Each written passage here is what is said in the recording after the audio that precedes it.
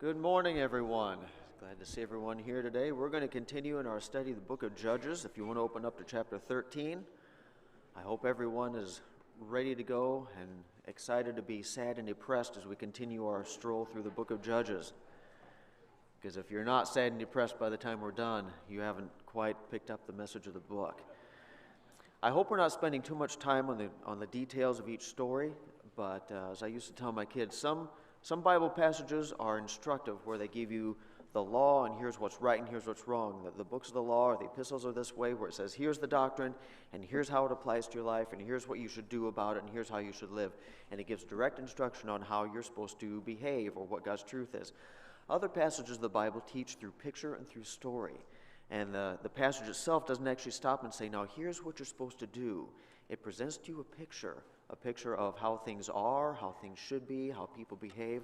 And they say, here's the picture. You kind of figure it out like a puzzle. It should be obvious to you if you're really paying attention. And that's what the book of Judges does. It just goes through a series of stories. The whole book of Judges is just story after story after story. And you say, why the stories? What's going on? And we're supposed to see the picture of each story and put them together, notice the trend. And once you see the trend and what's going on, it's pretty clear what the message of the book is. And so that's kind of why we're going story by story, bringing out the nitty-gritty details, because that's where the message of the book is in the uncomfortable details of each story. And if we just gloss over those and zoom on to the end, I think we kind of miss the message and the power of the book. And so we started the book of Judges. Of course, the first couple chapters, set the stage for the rest of the book by outlining the failure of Israel to get rid of the enemy. God said, get rid of the Canaanites, everybody that lives in the land that I'm giving you, you're to kill them all, take no prisoners. And they went in and they did not kill them all, and they did take prisoners, and they made some of them slaves, and some of them they just let kind of live in their cities, and they didn't eradicate them. And it doesn't sound like a big deal at first, but throughout the book we see the more and more they integrate with those that they left behind, and they started to pick up their practices and their worship and their morality and their society and their culture, and it just infected the Israelites in ways they probably didn't imagine. In preparation for all this, I looked. The span of the book of Judges from the beginning of the book to the end of the book, commentators say probably around 300, maybe 350 years is how long it took from the chapter 1 clear to the end of the book, probably about that long. And so, we read it in a matter of a couple weeks, and it sounds like one right after the other. In reality, it took a while, but you can still see the steady degradation of the nation and how it becomes not at all what God wanted it to be. Well, we start out with Ehud. He's the guy that went in and stabbed the fat oppressor guy, and he jumped out the back window. We had Deborah and Barak, the timid leader that God called that said, I won't go unless Deborah goes along with me and kind of holds my hand. We see she kind of has to take the lead on that, which is probably not a great precedent there. She says, if I do this, the glory will go to a woman, and that woman happens to not be Deborah herself, but Jael, who has to do the dirty work of taking the tent peg and nailing a guy's skull into the ground to gain the victory for Israel. Next, we talked about Gideon last week. Gideon, a lot of people consider him the best judge maybe of the book, and in some senses he was. God called him out. He was a little uncertain, but again, I would be too. I don't really fault him so much for that. He goes and he defeats the Midianite army. They come to him afterwards and say, we want you to be our king. And Gideon says, in probably the only positive statement in the whole book, I think, he says what? I will not be your king. You should already have a king. That king's name is God himself. You already have a king. Follow him. I'm not going to rule over you. My son will not rule over you. We don't want to set up a dynasty here. And he made that great statement, and then he turns around and does what? He says, one thing I would like you to do for me, each of you give me a gold earring from one of the people we just captured. And they turn that thing into an ephod, breastplate, something they would have worn, that the priests wore for sure, but for whatever reason, he decided to make himself one, and it became an idol to his own family and then the rest of Israel. And then his son, who he said would never rule, he tried to rule. Abimelech, son of one of the concubines, not liked by his other brothers. He ends up killing his brothers and attacking some other cities, and it becomes really, really ugly. He ends up dying when, again, a woman has to take a millstone and drop it on his head from a tall tower as he's trying to incinerate the tower with thousands of other Israelites in it because he didn't like them. It's just an ugly story all around. Then we talked about Jephthah last week. Again, son of a prostitute, his brothers drove him away. They didn't like him. But then when they're attacked by the Ammonites, and again, I know it says Philistines up there. I apologize for that. I wrote the wrong word. It was probably late at night when I wrote it. I was sleepy. The Ammonites, and they come and attack, and the brothers and the countrymen say, who's a tough guy that we can ask to come and defend us? And by the way, if he ends up losing and gets killed, it's no big deal to us. How about Jephthah?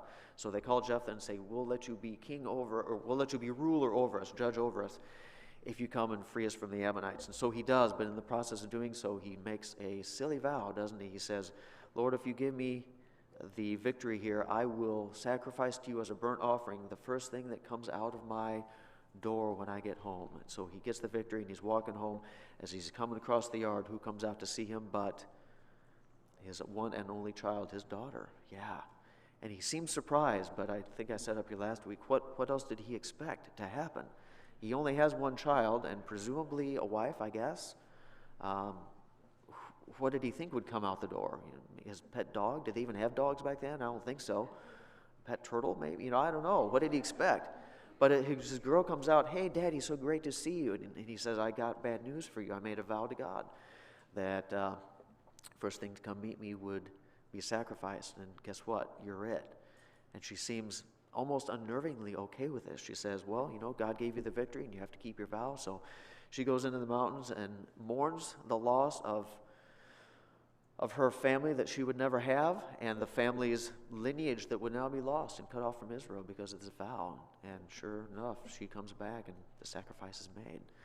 And over we see, it seems like the book goes out of the way to point out the sacrifice, and the brunt of the poor decision seems to fall on the ladies in this book. And again, I'm not trying to put some kind of feminist spin on this or anything like that, male oppression down with the toxic masculinity and all that kind of stuff. But it seems to go out of its way to point that out, so I want to do the same. Today we're going to cover the last judge of the book, Samson. And if you didn't like the previous stories, buckle in, because here we go. This is probably, see what you think of Samson. The people of Israel, chapter 13, verse 1, again did what was evil in the sight of the Lord. So the Lord gave them into the hand of the Philistines for 40 years. Well, there was a guy, a certain man of Zorah, of the Danites. His name was Manoah. His wife was barren and had no children. Verse 3, the angel of the Lord appeared to the woman. For whatever reason, the Lord appeared to her instead of to him.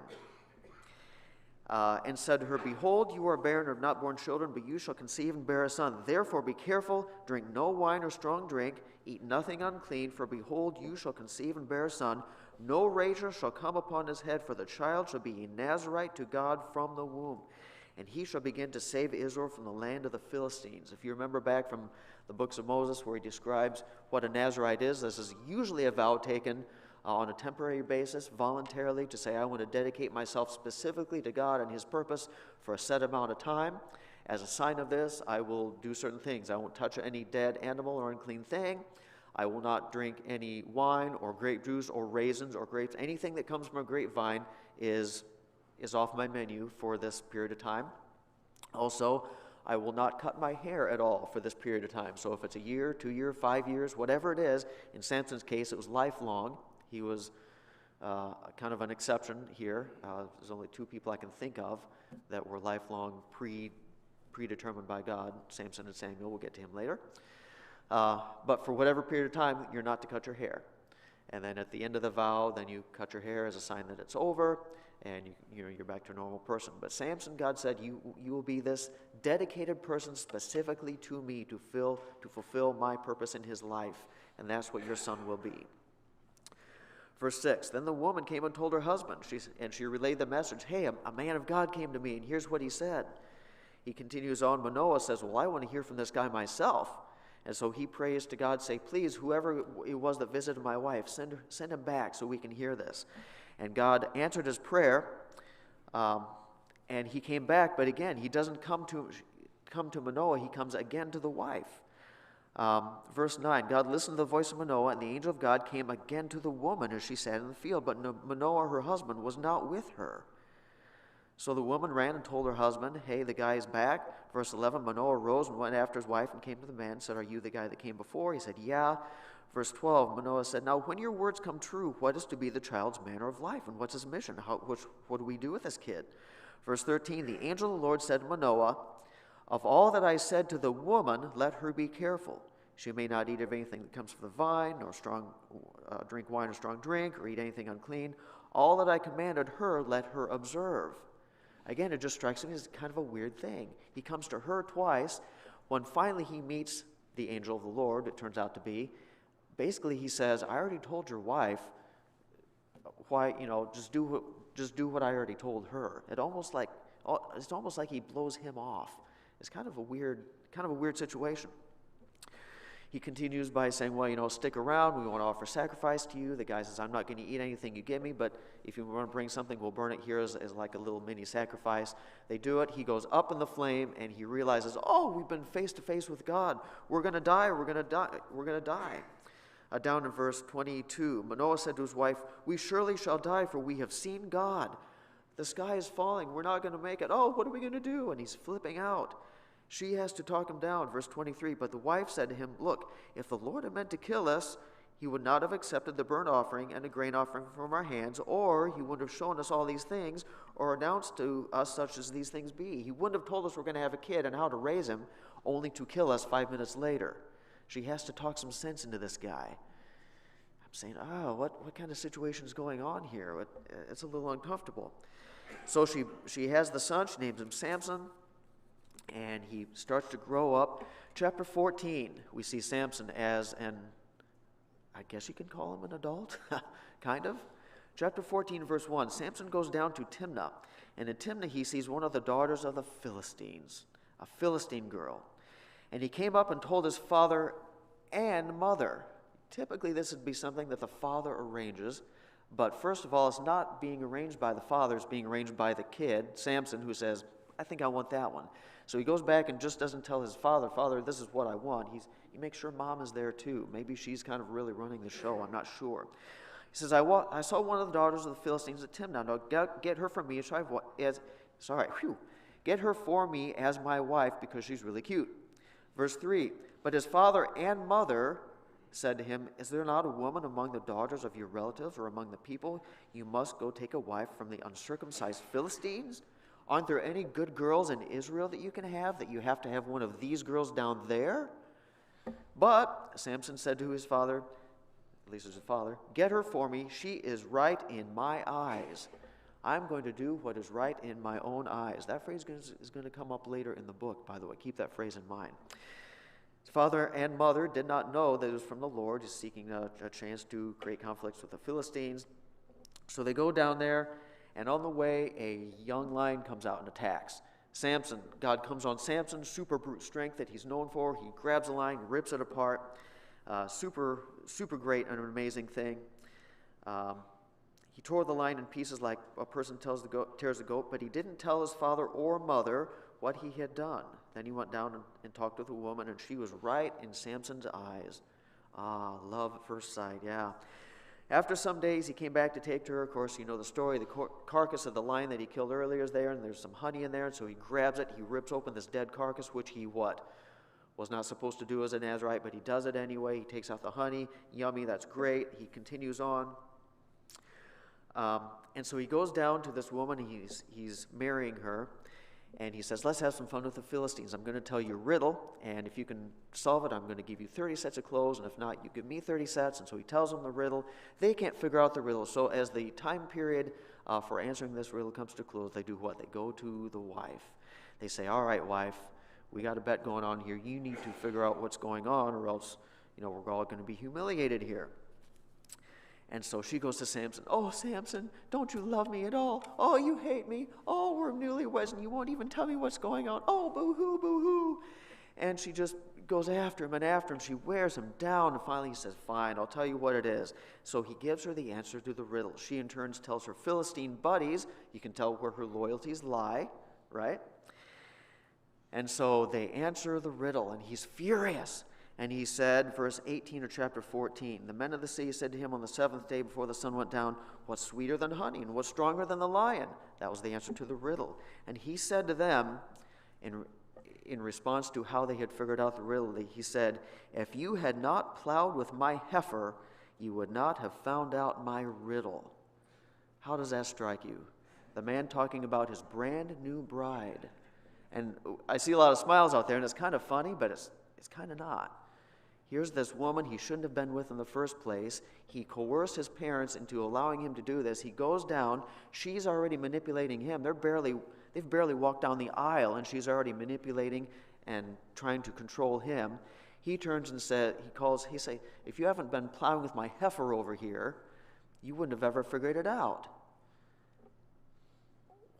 What is the relationship there? It doesn't sound super healthy to me. But that's how he sees her, apparently. He sees her as nothing more than another livestock that he has conquested. And so he says, all right, well, I guess I'll be with you. He changes his clothes. And so he goes down to another Philistine town. Of course, God's with him. He's super strong. He kills off 30 people. He brings them back, and he gives the clothing to the people, and he walks back home in a huff. He says, the Spirit of the Lord was on him. He got the garments. In hot anger, he went back to his father's house, at the end of verse 19. And because he left, and they figure, well, he must be done here because now he hates us all. Verse 20, Samson's wife, who he just referred to as a heifer and a cow, was given to his companion who had been his best man. Well, I guess Samson gone, so here, why don't you marry him instead? Problem solved, right? Ugly story. Chapter 15, after some days, however, at the time of the wheat harvest, Samson went to visit his wife. Let's go back down to that Philistine town, and it's time for me to see my wife again. How convenient. So he goes down there. He says, I will go into my wife in the chamber. It's time for us to have some fun and resume this little honeymoon. But her father would not allow him to go in. Her father said, I really thought that you utterly hated her, so I gave her to your companion. But I have a solution to the problem. Is not her younger sister even more beautiful than she is? She's really hot. Take her instead. How romantic. Can you imagine being a dad saying that? Well, I gave away the oldest daughter, but I got another one. I got a spare. Go just take her instead. Can you imagine the hurt and the pain? What's going on? Samson said, well, this time I'm really mad. This time I shall be innocent in regard to the Philistines when I do them harm. And so he catches a whole bunch of foxes and he ties their tails together, sets them on fire. Those poor little foxes, they run through all the fields and the groves and everything. All their crops are on fire. Obviously their food now is gone for the next year. They're really, really mad. And so they decide to get even with Samson. What do? Verse 6, the Philistines said, who has done this? They said, Samson, the son-in-law of the Timnite, because he has taken his wife and given her to his companion. They gave away his wife, and so that's why he did this. So the Philistines came up as an act of revenge, and they burnt her, the Philistine's wife, and her father with fire. We'll show that, Samson. And so once again, Samson's wife pays the price by getting burnt at the stake or getting burned in her house or whatever. Burned her alive. Poor woman, she didn't even do anything other than give away his secret riddle, I guess. But that's the revenge they took. Well, so Samson goes down to a town in Judah. He's kind of hiding out there. Philistines come after him, says, we're going to take care of this guy. So they go to the people of Judah, say, hand over Samson to us. So they all go marching down to Samson's place where he's hiding in this cave. And they say, Samson, come out. We're going to turn you over to the Philistines. Samson says, okay, as long as you promise not to kill me yourselves. Deal. We will not hurt you. We'll just give you the Philistines. So they tie him up and they hand him over to the Philistines. Once again, God comes on him. He snaps the ropes. And he grabs this jawbone of a donkey, again, piece of a dead carcass, probably shouldn't have been handling that, and he just starts slashing and dashing, and he kills off all the Philistines single-handedly with this jawbone of a donkey. Massive victory, massive gift from God, but again, just driven by rage and fury and revenge, personal revenge. And he kills all the Philistines here. Chapter 16, he continues. After this, Samson goes down to Gaza, another Philistine city. And there he saw a prostitute, and he went into her. Fantastic. What a fantastic idea. The Gazites were told, Samson has come here. And so they surrounded the place and set an ambush for him all night in the gate of the city. They kept quiet all night long, saying, Let's wait for the light of morning, then we'll kill him. As soon as he wakes up and it's daylight and we can see what's going on, we're going to go in and kill this guy. We've got him trapped now. Well, Samson, he may be impulsive, he may be immoral, he may be a horrible leader, but he's not stupid. He realizes they're outside, and as soon as the sun comes up, they're going to attack him. So what does he do? Middle of the night, he gets up, he goes to the gate of the city, he grabs that thing, he rips it out of the ground. It says posts and all, the parts that would have either been attached securely, bolted to the sidewalls, gates, and or driven into the ground. I would love to see this story. You know, this is a movie just in your mind. He grabs it, he just rips the whole thing out of the ground. Bolts are flying and shearing, dirt is just spraying everywhere, cracking timblers, smashing stones. I can only imagine the amount of sound this thing made as he tore it out of the ground, hikes it up on his shoulders, and he walks up. It says he puts it up on the top of the hill that is in front of Hebron or facing Hebron. And we can debate on which hill that was and how far he actually walked. That's kind of beside the point. The point is he just demolished the gate single-handedly. He carried this massive reinforced gate designed to keep out entire armies from attacking the city. He hoists it up on his shoulders and just hikes it up to the top of a hill somewhere, puts it down there as a taunt to the Philistines, and he escapes their grasp once again. Verse 4, after this lovely episode with the prostitute and the nearest gate with death, he loved another woman. Of course he did, in the valley of Sorek. And I would put loved maybe kind of in quotes maybe there, going out on a limb here. And her name was Delilah. Yes, the one that everybody knows. And the lords of the Philistines came up to her and said to her, all right, seduce him. We know this is his weakness now. You're the third, at least, Philistine woman that he's kind of fallen for now. I think we're starting to see a pattern here. Here's the secret. You seduce him, then you get him to tell him your secret. How is he so strong? How can he keep doing this? So she says, okay, that sounds great. Each one of us will give you 1,100 pieces of silver if you do this. And so Delilah said to Samson, tell me where your great strength lies, how you can be bound so that nobody can subdue you. Where does your great strength come from? I won't go through all the story, but as you know, he feeds her several iterations of falseness. You know, tie my hair up in a loom or tie me with brand new ropes, and every time he falls asleep, she does exactly what he said not to do. He wakes up, he breaks off, and he kills the Philistines. He tells her another lie. She does exactly what he told her not to do. He gets up, breaks off the bonds, kills the Philistines. This happened several times. You'd think, if he was thinking with his brain, that he would say, maybe this is not the best relationship. She's trying to kill me. For whatever reason, he does not come to that conclusion. She must have been really good at whatever she did. Okay? Whatever it was that attracted him to her, probably her intellect and moral servitude. Probably is what it was. Whatever it was that attracted him to her, she was really good at it. Let's just leave it there. And he continued to be with her, and he continued to make himself, I will say, vulnerable to her. He was lying, but each one got a little bit closer until finally what? She wore him down again. He said, fine, just stop it. I will tell you what it is. He said, I've never cut my hair as long as I've been alive because I'm a Nazirite.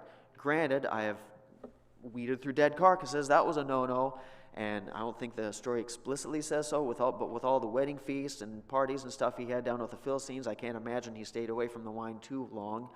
Probably he indulged in that as well. I can't say for sure, but I mean, this guy wasn't exactly a moral pillar, you know what I mean? Probably he engaged in that. So he said, here's the last thing. My hair is long, and if you cut that, I'll be just like any other guy. Aha, she said, I think this is the real one. So she calls in the Philistine army just like before. This SWAT team comes in and waits for him to fall asleep. She pats his little head, puts him to sleep, calls in the barber. You know the story. And so in verse 19, she made him sleep on her knees, and she called in a man and have him shave off the 7 locks of his head. She began to torment him, and his strength left him. And she said, the Philistines are upon you, Samson. And he awoke from his sleep and said, I will go out as at other times and shake myself free. But he did not know that the Lord had left him. That's a curiosity, isn't it? How long would his hair have been at this point? Probably like his lower back or whatever. I don't know, however long it would have gotten over his whole life. How did he wake up and not know that his hair had been cut?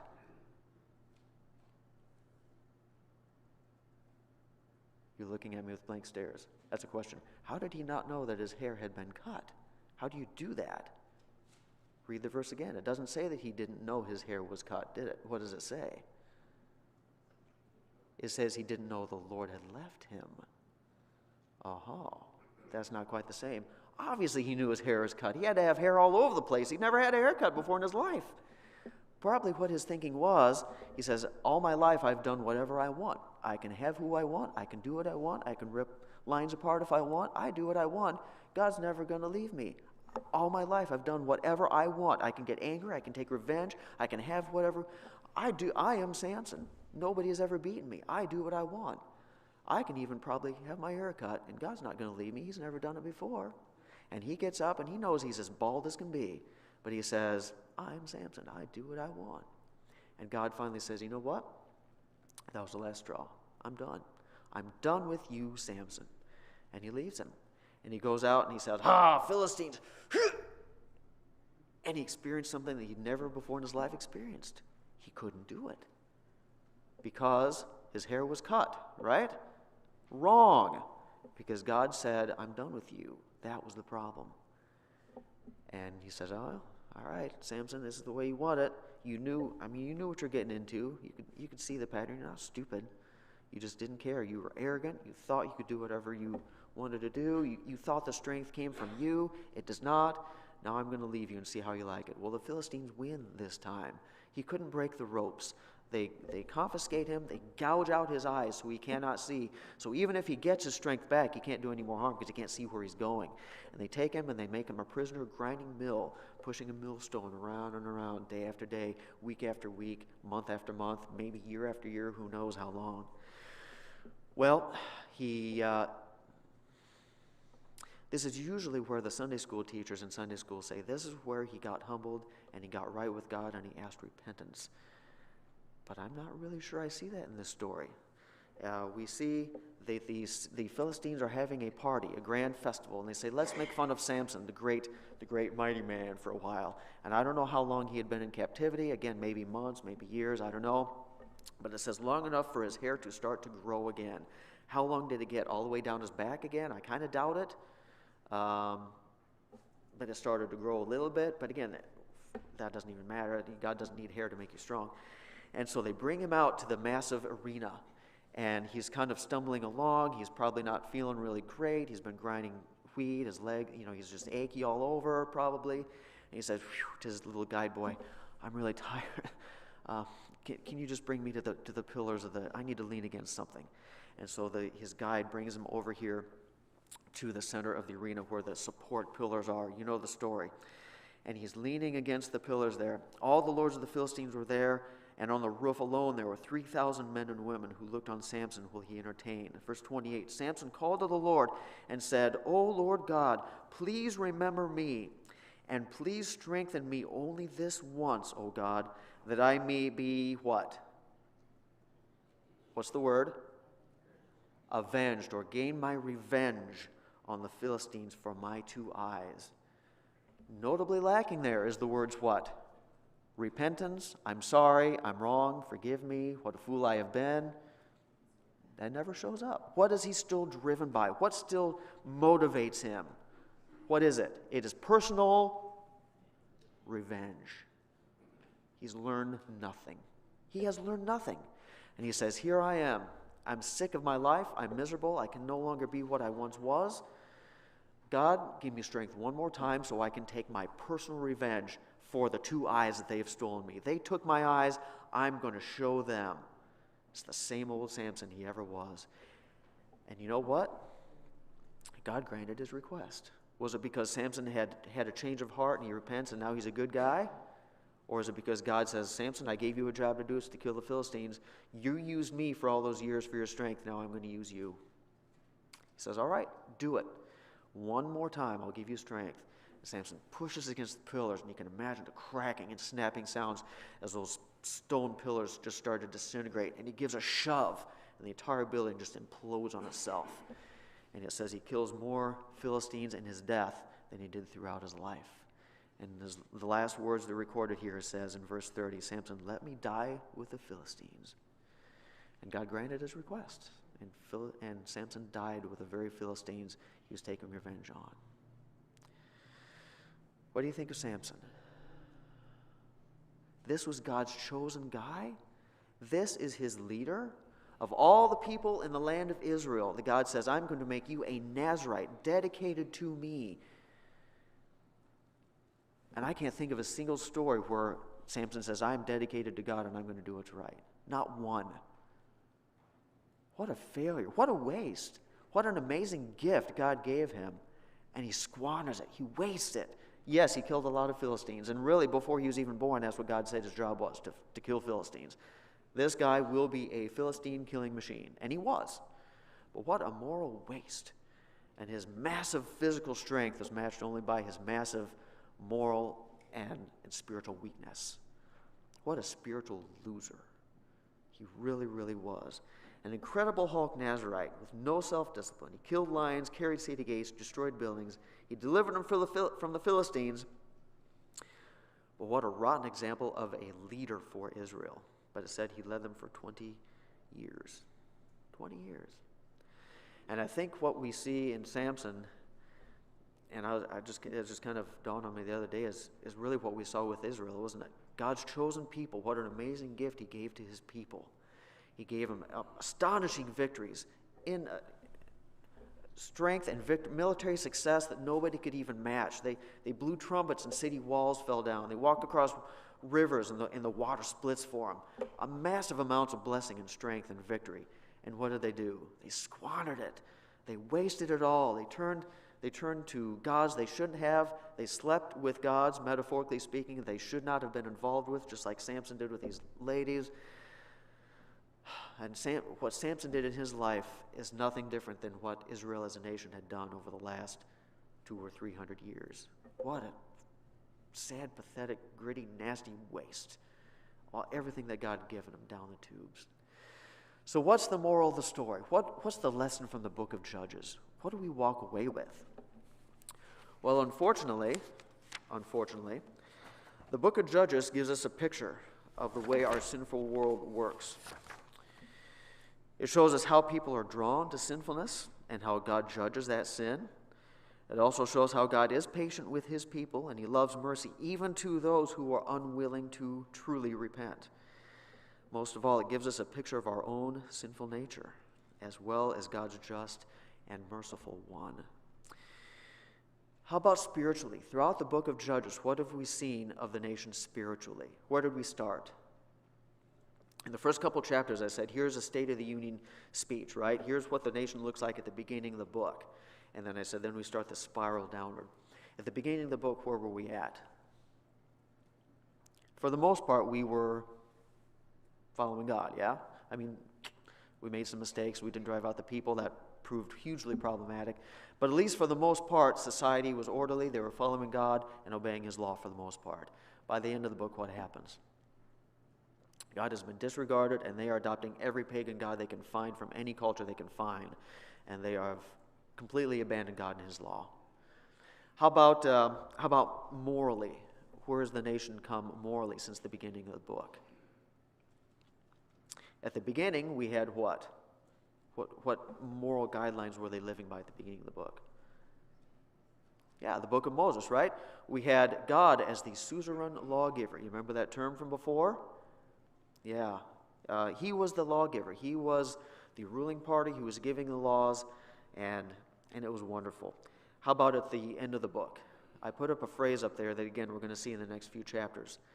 Everyone did that which was right in his own eyes. We have a new guidebook now, don't we? A new rule book now. Instead of following God's view and his law, now we're following my view and my rule book. I do whatever I want, whatever I think is right in my own head. Right, Samson? Whatever I think is right in my own head, that's what I'm going to do. Disregard God's law, now it's my law. Now it's, I guess today we'd call what, moral relativism? Is that what we would call it today? Something like that? Does that sound familiar? Yes, okay. How about socially? How has this affected the nation socially? In the beginning, under God's law, we had what? We had structure, we had protection, we had compassion, Remember in God's law, we pointed that out. I went out of my way to point that out. Now what do we have? How is society today? Today too. By the end of what we just got done reading so far. What is society like?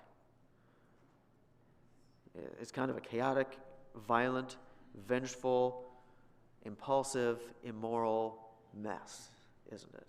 And that's where they've come. What about the behavior of the guys? Let's evaluate the guys from what we've seen so far in the book.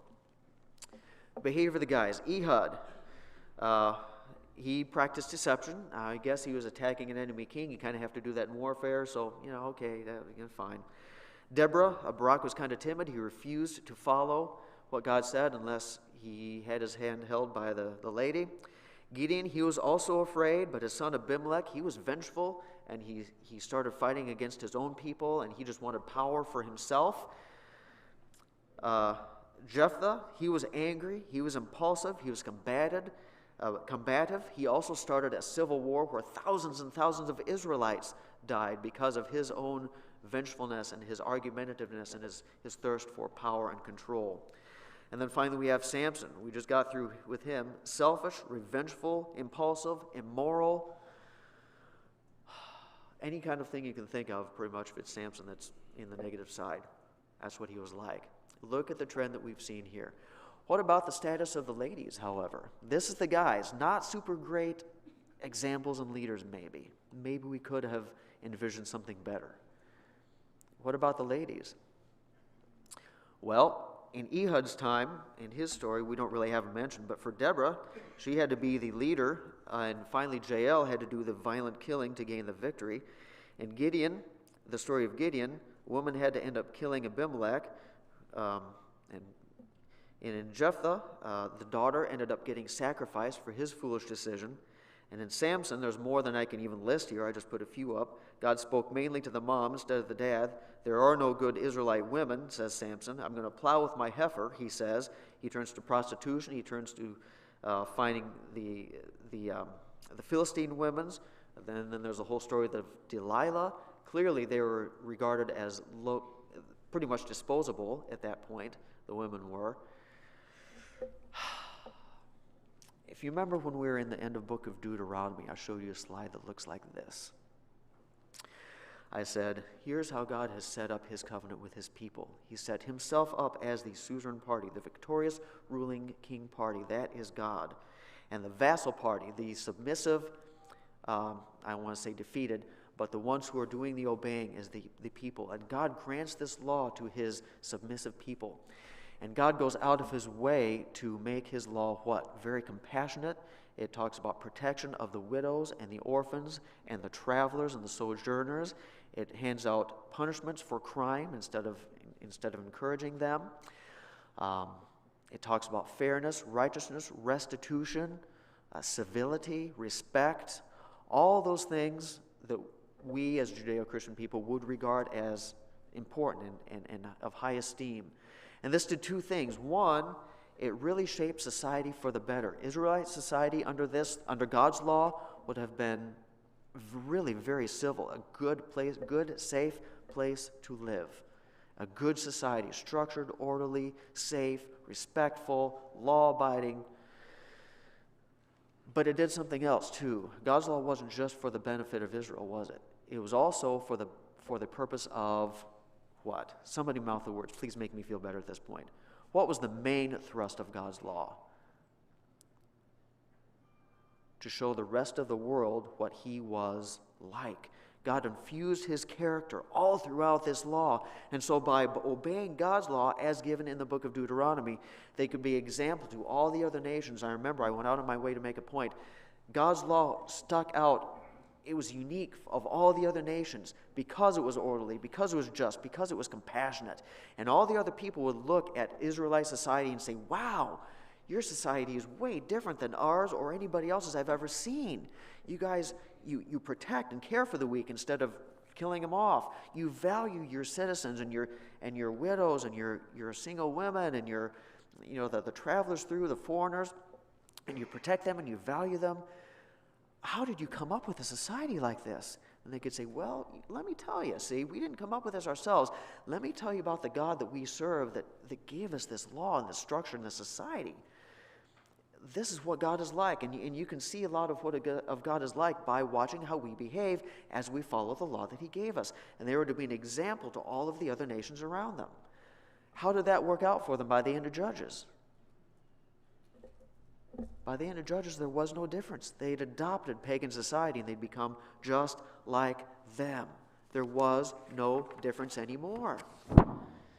And I wish I could say this was the end of the book, but there are 2 more stories at the end of this book that we need to cover. And I said the beginning of the book gives a State of the Union, kind of a picture of what society was like at the beginning. Then we go down through the spiral, and at the end of the book we have one more picture of what society was like at the end.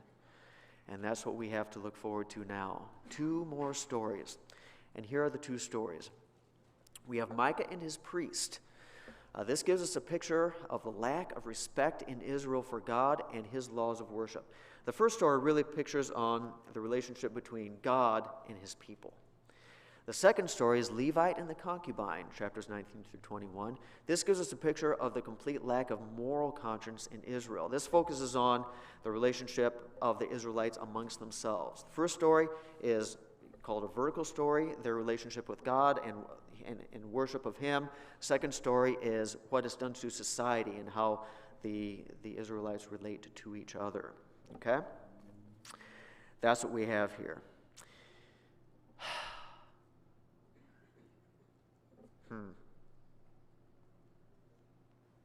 4 minutes. This is horrible. Can I really do it justice? I'm not sure I can.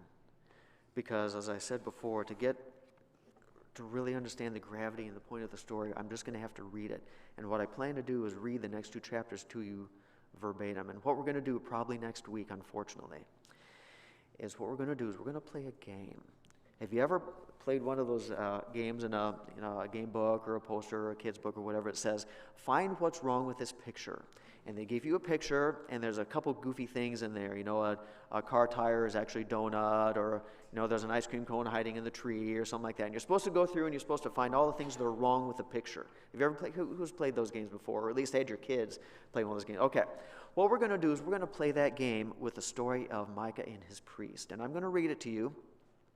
And if you want, if you like to make notes in your Bible, whatever, in the margin, every time you see something that's wrong with the story, something that should not be there, you're going to make just a little tiny dot or a little tiny hash mark every time you come. Or if you don't want to mark in your Bible, just count on your fingers and toes, or your spouse's fingers and toes, or whatever you want if the numbers get too high. And we're going to see how many things wrong you can find with this story, with this picture.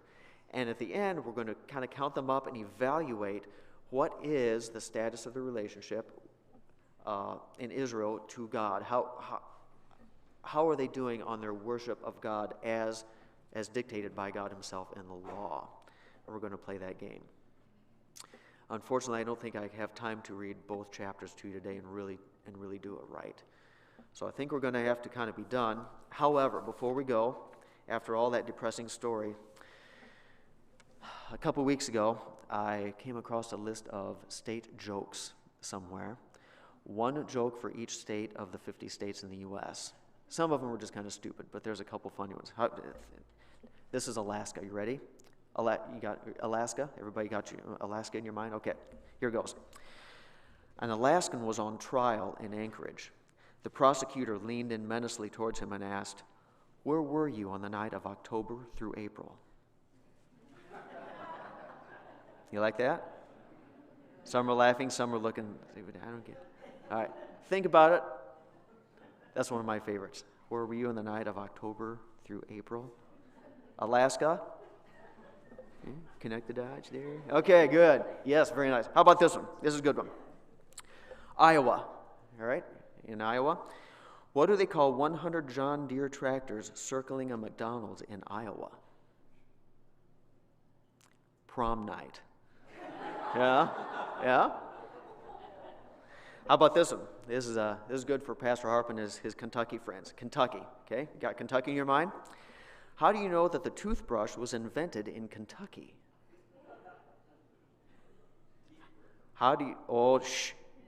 Yes, because if it had been invented anywhere else, it would have been called a teeth brush. Oh, yes. Okay, yeah. All right, let's see. We need one more. Where's a good one? Yeah, this is a mediocre one. Pennsylvania. And we can relate to this too. Pennsylvania. What do you call an Amish guy with his hand in a horse's mouth? A mechanic. Uh-huh. Yeah, we can relate to that one too, kind of. Sorry, Amish people. If you're watching online, which you probably aren't, my apologies to you. All right. Yeah. There's one more favorite, but we might need to pick me up next week too, because next week's really depressing too. So I hope that cheers you up a little bit after that sad, sad story of Samson and that poor analysis of our own sinful nature as depicted in Judges. We're going to pray and dismiss. Next week, come prepared, buckle in, because we're going to get into the nasty, probably some of the worst chapters maybe in the Old Testament. They're difficult. Yes. We do not, by the way, have Sunday school next week. Next week is Easter. Thank you so much. I'm going to have to save the Texas joke. For 2 weeks, I got to sit on this thing. But I think it's really good. Sorry if you're listening from another state and you're offended. Sorry. I didn't make these up. So we're going to pray right now. Keep all these stories in mind. Be ready for in 2 weeks from now. We're going to dive into it, and it's going to get really, really ugly, though. So here we go. Dear God, we thank you again this morning for the book of Judges. I guess we say thanks because it's hard for us to read. We see so much of ourselves and our own society in this too. I mean, we can point our fingers at Israel, but we do the same thing here in our country, and most societies have. Some start off at a better place than others, but all of them end up in depravity, and that's just our human nature. That's our own sinful nature that we recognize, and that's why we need a Savior to come and save us, which you did. And that it makes us so much more grateful that you saw all of our own rebellion and nastiness and wickedness, and you said, I want to save those people anyway. And so you did, and you came and you died for us. And we thank you that you did that. Help us to understand our own nature so we can guard against it and constantly try to follow you and do what's right. In Jesus' name I pray, amen. You're dismissed. No Sunday school next week. Easter Sunday next week.